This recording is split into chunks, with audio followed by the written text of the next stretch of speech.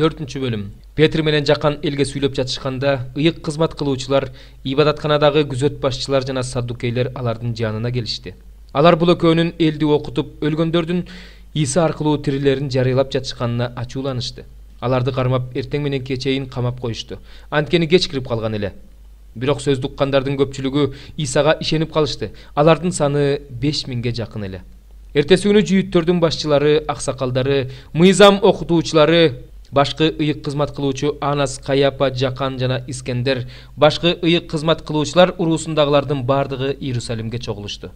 Алар Петр менен Жаканды ортого чыгарып, силер муну кайсы күч менен же кимдин атынан кылдыңар деп сурашты. Ошондо Петр ыйык рухка толуп аларга мындай деди: Эл башчылары жана Исраил аксакалдары, эгерде силер бүгүн бизди оорлуу адамга жакшылык кылганыбыз үчүн сурак алып, анын кантип айыккан жөнүндө сурап жатсаңар, анда бардыгыңар бүт Исраил эли билип алгыла. Бул адам силер айкаш жыгачка кадаган, бирок Кудай кайра тирилткен Назареттик Иса Машаяктын атынан айыгып, силердин алдыңарда турат. Иса силер куруучулар жаратпай койгон, бирок бурчтун негизи болуп коюлган таш. Адамдарды Исадан башка эч ким куткара албайт. Анткени асман астында бизди адамдарды куткарала турган башка ысым жок. Алар Петр менен Жакандын тайманбастыгын көрүп, алардын окубаган жөнөкөй адамдар экендигин билип таң калышты. Алардын Иса менен бирге жүргөндүгүн билишти. Бирок айыккан адамдын алардын жанында турганын көрүшүп, каршы сүйлөй алышкан жок. Анан аларга Синедриондон чыгып турууну буйрушту да, бул адамдарды эмне кылалы? Анткени алар аркылуу улуу керемет көрсөтүлгөндүгү Иерусалимде жашагандардын баарына маалым болду. Биз да муну тана албайбыз. Бирок бул мындан ары эл арасында жайылбаш үчүн аларды коркутуп, бул ысым жөнүндө жарыялоого тыюу салалы деп өз ара кеңешишти. Анан аларды чакырып, Исанын ысымы жөнүндө таптакыр сүйлөбөгүлө да, окутпагыла деп буйрук беришти. Бирок Петр менен Жакан аларга: Өзүңөр ойлоп көргүлөчү, Кудайды укпай, силерди угуу Кудай алдында туурабы? Биз көргөнүбүз менен укканыбызды айтпай кое албайбыз деп жооп беришти. Алар болсо эл тургандыктан ал экөөнү жазалоонун ыңгайын таба алышпай, аларды дагы бир жолу коркутуп, бошотуп жиберишти. Анткени элдин баары болуп өткөн окуя үчүн Кудайды даңктап жаткан эле. Оорусунан керемет менен айыккан бул адамдын жашы 40тан ашып калган болчу. Бошотулгандан кийин алар башка шакирттерге келип, башкы ыйык кызмат кылуучулар менен аксакалдардын айткандарын айтып беришти.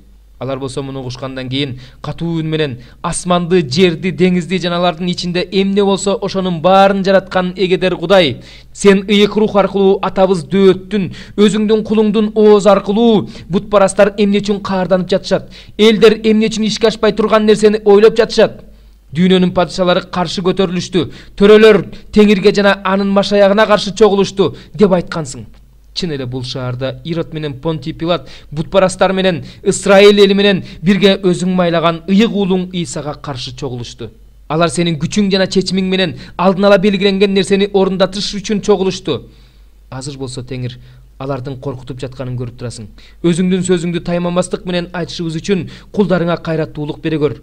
Сенин ыйык уулуң Исанын атынан оорлууларды айыктыруу үчүн, кереметтерди жана жышаандарды көрсөтүү үчүн өзүңдүн колуңду суна көр деп Кудайга чогуу сыйынышты. Ушинтип сыйынып бүтүшкөндө алар чогулган жер солкулдап кетти. Баары ыйык рухка толуп, Кудайдын сөзүн тайманбастык менен айта башташты. Исага ишенгендердин көпчүлүгүнүн ой тилектери бир эле. Эч ким өзүнүн мүлкүн меники дечи эмес. Алардын баардык нерсеси ортодо болчу. Элчилер болсо теңир Иса Машаяктын өлүп, кайра тирилгендигин зор кайраттуулук менен күбөлөндүрүп жатышты. Баардыгынын үстүндө Кудайдын зор ырайымы бар эле. Алардын эч кимиси эч нерсеге муктаж болчу эмес. Анткени менчик жерлери же үйлөрү барлардын баары аларды сатып, сатылган нерсенин акчасын алып келип, элчилердин колуна тапшырышчу. Андан ар бир адамга муктаждыгына жараша берилчү. Кипрлик Леби Жусуптун менчик жери бар эле. Элчилер аны Барнаба деп коюшчу. Бул ысым сооротуучу деп которулат. Ал өз жерин сатып, акчасын алып келип элчилердин колуна тапшырды.